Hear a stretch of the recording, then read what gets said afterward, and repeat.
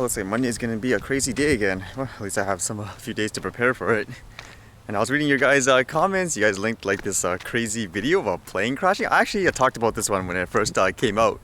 Although it did make me think about drone safety and collision and stuff like that, because I know people in the UK are currently going through that registration debacle, and they're actually apparently challenging like some of the reports that are used.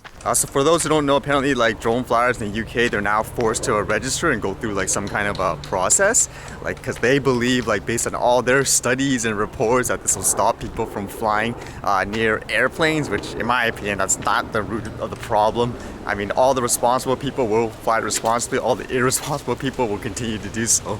But apparently there was like a study where one of the drones, like they crashed into an airplane just to show like, hey, look how deadly these things are, which made me think again of that other video of the actual airplane crashing.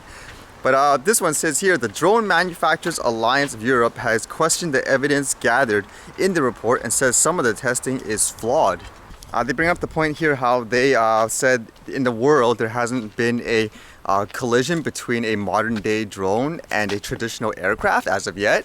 So again, it's one of those things like, why are you regulating like this in such a crazy way when, you know, something never even happened yet of that. This is usually a common theme though, because they were saying like with that test, it lacked kind of a actual scientific evidence in the sense of using an actual drone to crash like into the plane. Even I found this a little weird because it even says here, the study conducted by Defense Research from Kennedy Q, is that how you pronounce it? And testing organization Natural Impacts compared how helicopters and airliner windscreens would withstand a collision with 4 classes of drones weighing from 400 grams to 4 kilograms. Some of the most alarming findings in the summary are based on an object that resembles a javelin more than a drone. So if I'm understanding this correctly, if you think about it, this is a test that was really important in making, I guess, the whole laws of like drones for the UK, yet they didn't actually use like an actual like consumer drone to do this crash test. It's basically something like they fired it out of a cannon or something like that. It makes me think, is this related to that picture I showed? I'll try to find it here. It looked like it was something like, what is this? Like something firing out of a cannon and hitting like an object to say, oh, this is like what a drone is. Like, shouldn't you use an actual drone for a test? I don't think that's an accurate representation if you don't use the actual product. I don't know, it would make me think of like trying to do a study on the dangers of, I don't know, somebody riding a skateboard or a bicycle, and instead of using an actual bicycle like to crash into something, you use like a bunch of bricks tied up together and say, oh, there's a danger, look what happens if the actual human flies through the window or something like that. Like, I don't think it's exactly the same thing. It makes me feel in many ways like stuff like this is kind of like, it's more like confirmation bias. Like you already have the intent to want to like say ban or regulate this, so you're just quickly trying to find anything and like in some ways like to say like, well, here's my proof, as opposed to doing it like a really thorough job in researching it. I mean, if it's a conversation between 2 people, then I expect there'd be some people who are hysterical. They don't base things on the fact. I mean, just a way of life. I mean, a lot of people judge things emotionally rather than rationally, but not when you're making like laws that affect everybody, in my opinion. Like I was just reading these public comments on a news site about like people who hate like drones, for example, and this one guy says, drones serve no real purpose. They are fads like the hula hoop, slinky toys, Donald Trump edel, whatever that means. California, there have been many cases of drones being shot down by neighbors. Texas had the same experience. Why would anybody waste money and time on these piles of garbage are beyond me.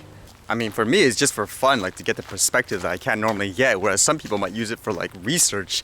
I mean, just an example, like here in Canada, it says here, like for one place, it says, in celebration of Canada's 150th birthday, Duracell and Maclean's magazine are launching the first drone that will travel across Canada.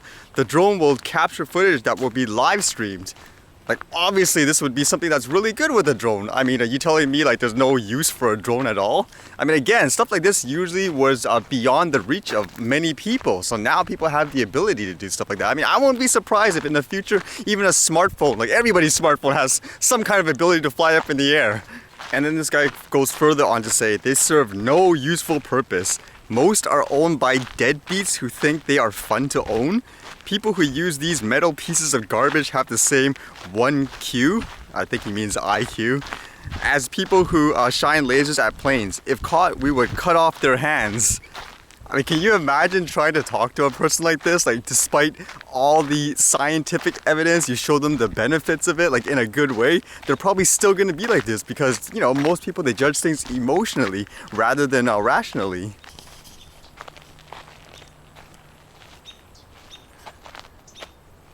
Dangerous object in the air. Like again, I said in terms of like the public, I always expect there's going to be people like that. I don't care what industry it is, you always have people like that where when their mind is set and like this something is bad in their mind, and it doesn't matter what you say with all the scientific evidence, they'll always be like that. But when it comes to people in a position where they're making the laws and stuff, like in my opinion, you can't be like that. You have to base it on the facts and do a thorough job. I mean, my favorite example still with this whole drone hysteria is that skier versus snowboarder video. If you guys haven't seen it before, it's basically about skiers saying snowboarders are so dangerous and they should be banned. Like way back, in my opinion, that's how it is for the most part with the drones right now. I mean, some brief clips, if you guys never seen it before, again, it's kind of hilarious when you see it in a modern day. Skateboards or ski boards, whatever they're called, hit a person, they'd break their leg because they're just like a missile. And most of them have no brakes on them. So nobody is allowing them on any of the mountains around. I think the major problem with the snowboards is that they run into people. You know, they can't see behind them, and when you get skiers and snowboarders together on a run, you're looking for trouble. You see any compromise in the future at all? No. Skiing is becoming more and more popular, and if these boards become more and more popular, it's going to be more hassles, more confrontation. So we just like to say that we don't want them at all. I mean, that's just the way it is. So it just requires, in my opinion, public education and people to become more used to the tech. Like I said, I'm curious if in the future, like all this drone stuff is gonna compare to like that, where when people look back in the videos, they'll be like, that's how people thought of them?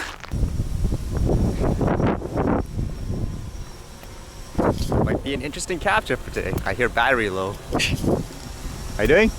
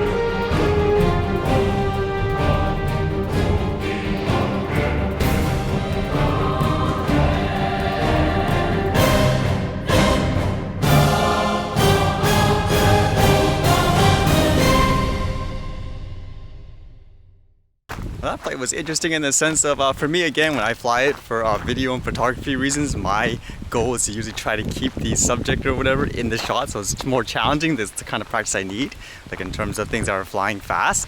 Actually, in that case, I was actually flying it in sports mode for most of the time, so I don't actually have the benefits of obviously things like the steady shots. That's all you, basically. When you're controlling it, you press it even a little too hard and whoosh, you'll basically go out of control. I think everything turned out okay. You guys would have saw it by now.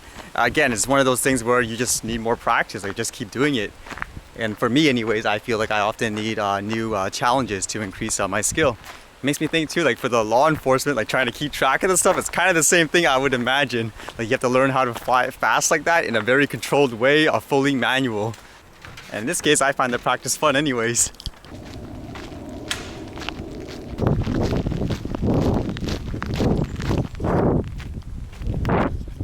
Oh, remember how I said views and stuff could change just like that if people don't capture like the area? Who would have thought you just have like a big house or whatever there, and all this is like all clear cut now. Actually, if I can find the drone footage, I'll post it here. Yeah, I think I have one area of here. Shows you how fast things can change if you don't document them, huh?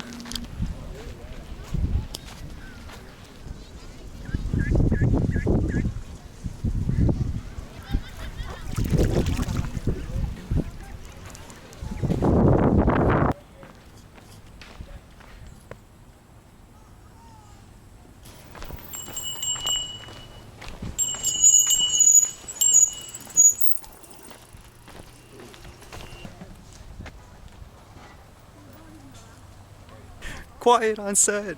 So much for that sign, huh? Anyway, see you guys later.